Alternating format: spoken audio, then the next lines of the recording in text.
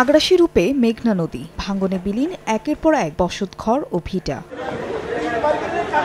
শনিবার মধ্যরাতে হঠাৎই শুরু হয় মেঘনায় ভাঙন, মুহূর্তেই নদীগর্ভে বিলীন হয় ঘরবাড়ি, ফসলি জমি। কিছু বোঝার আগেই সব গ্রাস করায় ঘরের জিনিস সরিয়ে নিতে পারেননি অনেকে।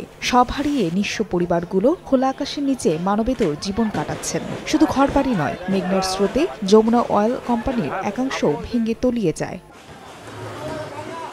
ভুক্তভোগীদের অভিযোগ, নদী থেকে অবৈধভাবে বালু উত্তোলনের কারণেই ভাঙনের শিকার তারা। ভাঙন রোধে দ্রুত পদক্ষেপ নেওয়ার দাবি এলাকাবাসীর।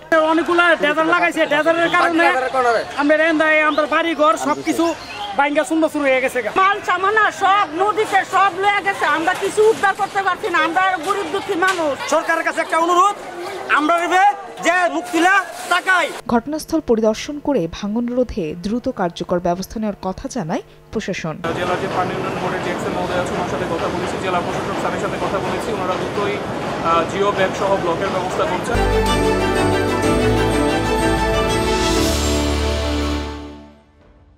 শনিবার রাত থেকে 12 ঘন্টায় নদীগর্ভে বিলীন হয়ে গেছে তীরবর্তী 100 মিটার জমি এবং 20টি ঘরবাড়ি। এছাড়া যমুনা অয়েল কোম্পানির 50 মিটার বাইপাস সড়ক, দেয়াল এবং পাইপলাইনও গ্রাস করেছে মেঘনা। আর ভাঙন হুমকিতে আছে বিএডিসি গোডাউন ও যমুনা অয়েল কোম্পানির ভবনটি।